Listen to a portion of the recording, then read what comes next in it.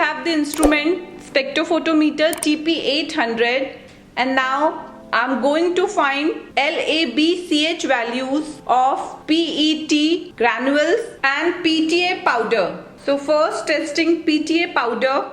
So filling the powder in the vessel.